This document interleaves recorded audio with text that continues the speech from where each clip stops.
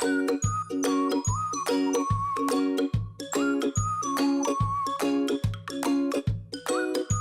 a great day.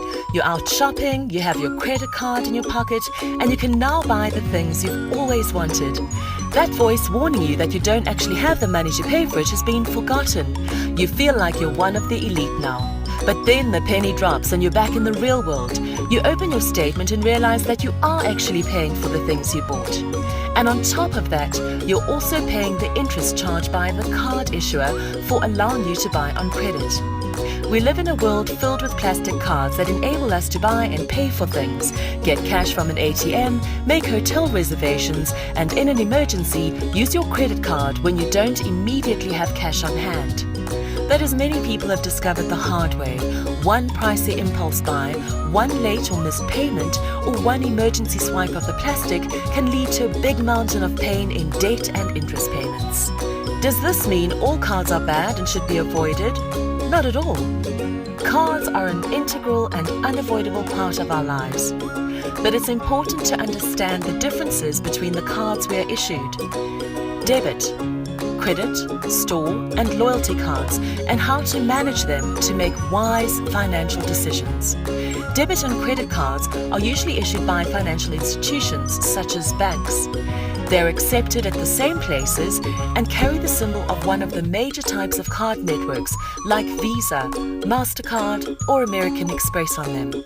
These networks are the financial services companies that handle the worldwide processing of card transactions. The most fundamental difference between a debit card and a credit card is where the specific card draws money from. A debit card draws money directly from your bank account. It's as if you are using cash, and the transaction does not accumulate interest. But debit card transactions may not be free, and you should understand what your bank is charging for specific transactions. You are also likely to be charged more if you use a different bank's ATM to withdraw money. A credit card charges transactions to the line of credit the card company granted you when they approved your credit card. You're borrowing money to buy something, and you're also charged interest on your purchases. Store cards are issued by big chain retailers and, like credit cards, allow you to make transactions without cash. The difference is that store cards can only be used at specific stores within a retail chain or at partner stores. Be aware that store cards are notorious for having high interest rates, and you end up paying a lot more than you bargained for if you don't settle your payment in time.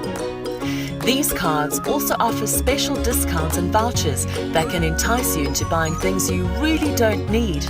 Remember, each new purchase extends your credit commitment. By sticking to some basic rules for credit and store cards, you'll avoid the get into debt quickly trap. Don't sign up for every credit and store card offered to you. Ask yourself if you really need another card. Probably not. But if you're considering it, make sure what you are signing up for. What is the credit limit? What are the rules around late payment fees or add-on fees? What's the interest rate? Check if there's a grace period before interest is charged if you don't carry your balance over from month to month. Wherever possible, use your debit card because it'll prevent you from accidentally falling to the credit card trap. When you pay cash for most items, you're doing better financially. Draw up a budget and stick to it. If you have a good budget and you know you cannot spend money on your credit or store card, you may be less likely to buy something you hadn't planned for and likely don't need. If an item doesn't fall into your budget, you shouldn't be buying it. Never go over your credit limit. Card issuers put limits on the amounts you can spend, but they also allow you to exceed those limits. Why? Because you'll be charged for exceeding the limit, and your interest rate will likely also be raised. Pay off your balance as soon as you can. Many card issuers give you a couple of days before charging you interest on a purchase. Try to keep your credit card balance to zero to avoid high interest charges and never miss a payment. If you need help with making payments, negotiate payment terms before you're blacklisted. Check your statements regularly for any irregular charges and to be aware of what you're spending. If you need a credit card for emergencies, then make sure it has a low limit and that you only use it for emergencies.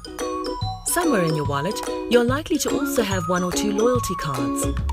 These cards are somewhat different. in that there are incentive programs from retailers that offer you product discounts, coupons, points towards buying products, or some other reward. You're not extended any credit, but be aware that the rewards are used to incentivize you to buy more products. So remember, a debit card, also known as a bank card, provides the holder electronic access to their bank account. A credit card is issued by a bank that allows the holder to purchase goods or services on credit. A store card is a credit card issued by a chain of stores, which can only be used for purchases at the specific stores in that chain. Interest is the fee you pay for using another party's money.